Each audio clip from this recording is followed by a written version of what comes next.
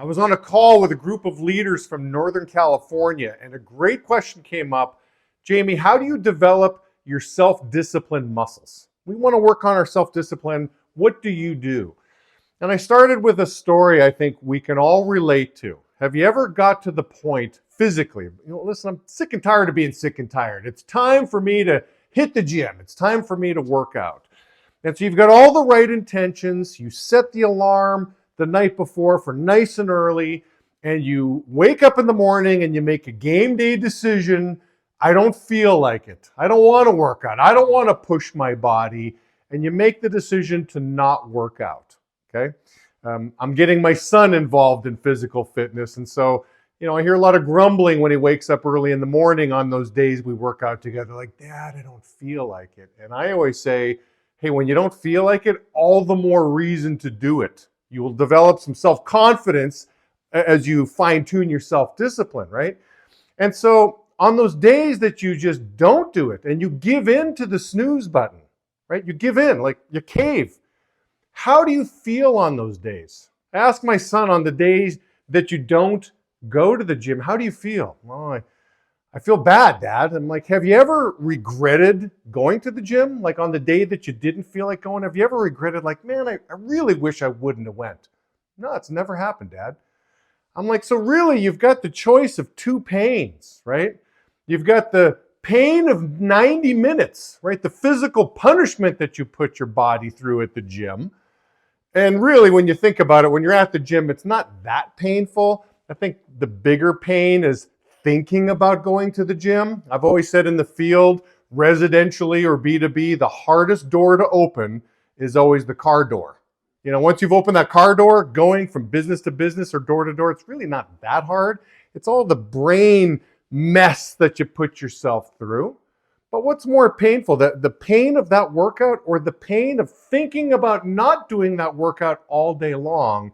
And my son and I would both agree that the latter of the two is more painful. Just thinking about not having the oomph to get up and go to go do the workout.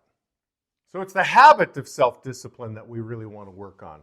Years ago, I had Danny Tartable working in my office. I was a little shocked, right, when I saw the resume. I'm like, Danny Tartable, New York Yankees, 20-year career, Seinfeld, a guest, on Seinfeld. I'm like, what's he doing? And so long story short, he was bored with retirement, wanted something to do. So I was lucky to work with Danny. And as I got to know Danny, he's just, you can tell there's some muscles underneath that blazer, right? I give him a little pat on the shoulder and I'm like, Danny, man, you're jacked. You're working out. And he's like, yeah, man, I hit the gym 6 days a week. I'm like, you hit the gym 6 days a week? Like you're not a pro athlete anymore. And he looks at me and says, man, habits are hard to break. And so that was the first time I'd ever heard somebody reference breaking a habit in terms of being a good habit. And so that's true. Good or bad, habits are hard to break. So how really do you develop the muscles or the habit of self-discipline? And so really, I've got just a quote I want to finish here with. It's a very popular quote in our household. You can choose, right? There's a choice here. You can choose self-discipline or you can choose discipline from others. Either way, the world does not tolerate a lack of discipline. So you choose. Now think about it. Well, what do you mean discipline from others? Well, your parents can offer you discipline.